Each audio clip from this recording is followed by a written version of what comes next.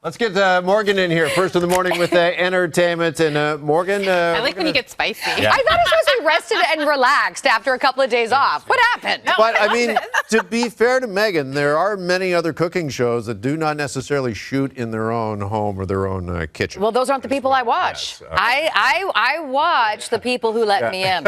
All right, from Megan to Drake, we're going to start entertainment off this morning because Drake has posted a bit of a cryptic message on his Instagram. Okay, so this is interesting. So we know the incredible success that Kendrick Lamar's song Not Like Us, which is essentially what everyone knows now as the Drake diss song, the incredible success, 5 Grammys, performed at the Super Bowl, and then it took a life of its own and went psychotically viral on social media. I still see people dancing. Oh, yeah. Drake stayed quiet during all of that.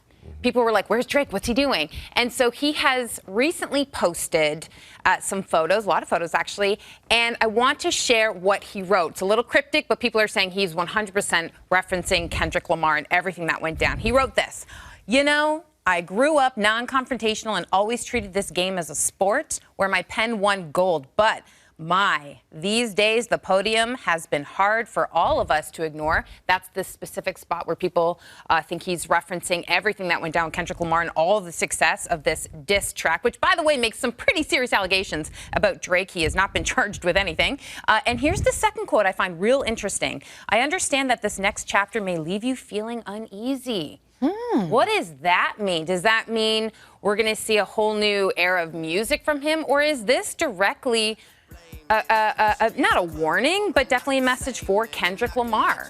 Does this mean that he's going to go even deeper? Who knows? What I do know is Drake is a Scorpio, and let me tell you, they play the long game when it comes to, revenge. So it'll be really fascinating to see what happens. But making people uneasy, that's really interesting to me. Okay. So there we go. All right.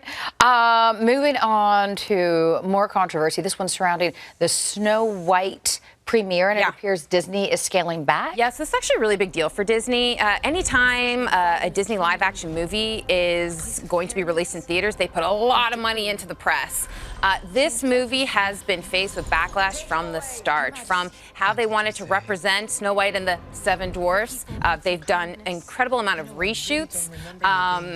They've apparently spent almost $300 million on this. Like, this movie has to be so incredibly successful to get their money back. And then, of course, let's not forget all the backlash when it comes to Rachel Zegler and the casting choice, to her making comments about the original 1937 film being the opposite of woke. She's made comments about how this film will not be about Prince Charming saving the day, really angering fans of Disney in general. So then there's also rumors that Gal Gadot, who's playing the evil queen, and Rachel Zegler are not on friendly terms. So we don't know any of this, but this is how they're scaling back. They're handpicking very, very few press to be on the red carpets. Red carpets, you can basically ask anything. They're scaling that back. They're doing that not just with the LA premiere, they're doing that with the UK premiere. This is not going to be the big red carpet. Everyone's talking about it. Very low key, very few press. They will be at the premieres, but even the after parties, the pre-parties, super low.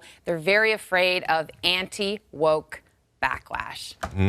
All right. I know. I had to look that. I had to figure that out too. And I think it's like the diehard Disney fans of the original are not happy that Disney has taken a lot of different changes to the original source, because 1937 things are different in 2025. Sure. So they're afraid that this is just going to reinvigorate that conversation again. All right. Okay. From a Snow White to a Minecraft, the movie starring Jason Momoa and Jack Black, coming out next month. You got a bit of a sneak peek yesterday. Okay, this is fun. So not only will I be doing interviews for this film, Jason Momoa, hello, I'll talk to you soon. But I actually got to go to Yorkdale, and they have this Minecraft movie experience. It was epic. Take a look. This one's my favorite.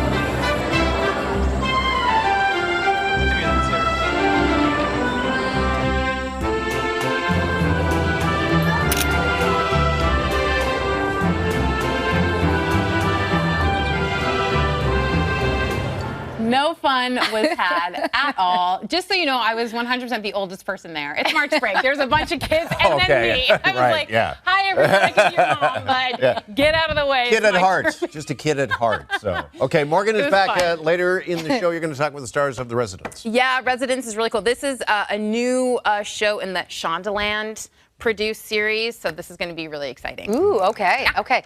Before we go to break, I don't know if you saw this, but Kevin Bacon has revealed his worst wedding nightmare. No. And that's the DJ playing Footloose. I love this story so much. Kevin was asked about this at South by Southwest in Austin, Texas a few days ago. They were doing a bit of a career retrospective. And he said, my worst nightmare is to be at a wedding. The DJ puts on the music. The song comes on. Suddenly this wedding that I'm at, it becomes about me. People form a circle around me, and then I'm like a trained monkey. I totally got to get dance it. footloose, Yeah, right? Yeah. So he beelines to the DJ whenever he's at a wedding and says, please don't play that song. Right? You know what? That's actually pretty funny. But if I was in that audience, I would be zooming in on his face. I'd be like, let's go, Kevin. But yeah, that's horrible. Yeah. Oh, my gosh.